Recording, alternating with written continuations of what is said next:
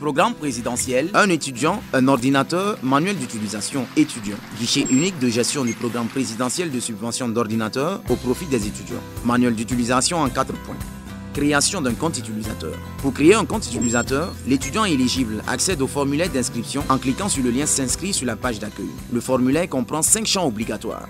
Numéro INE, le numéro d'identification nationale de l'étudiant. Établissement, l'établissement de l'étudiant. Email, l'email personnel de l'étudiant utilisé pendant son inscription sur Campus Faso. Créer un mot de passe unique pour accéder à l'espace privé de l'étudiant. Confirmez votre mot de passe, confirmation du mot de passe. Une fois le compte utilisateur créé, l'étudiant reçoit un email contenant un lien lui permettant d'activer son compte. Après activation du compte, l'étudiant peut ainsi s'authentifier sur la page de connexion en cliquant sur le lien connexion. Le tableau de bord est accessible en cliquant sur le menu tableau de bord. Le tableau de bord est constitué de graphiques représentant des indicateurs pour l'étudiant. Souscription. La souscription est la procédure à suivre par l'étudiant pour participer au programme pour l'édition en cours. Elle est composée de plusieurs étapes dépendant du statut et des choix de l'étudiant. Pour commencer une nouvelle souscription, l'étudiant accède à la page de souscription en cliquant sur le bouton Nouvelle souscription au niveau du tableau de bord. L'étudiant devra ensuite valider chaque étape de sa souscription. Les différentes étapes sont les suivantes. La première étape consiste à choisir un ordinateur en cliquant sur l'onglet Ordinateur. Vous faites votre choix. La connectivité. Le choix de la connectivité est optionnel.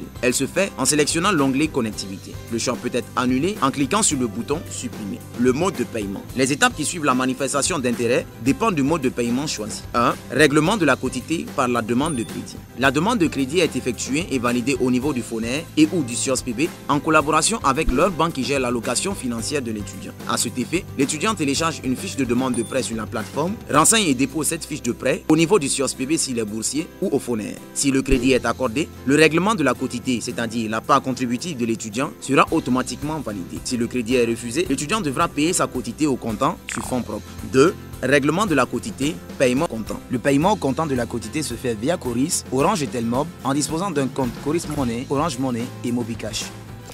La demande de subvention est automatiquement reçue par la DGSUB après le règlement de la quotité. Et notez bien, la demande de subvention est conditionnée par le paiement de la part contributive de l'étudiant.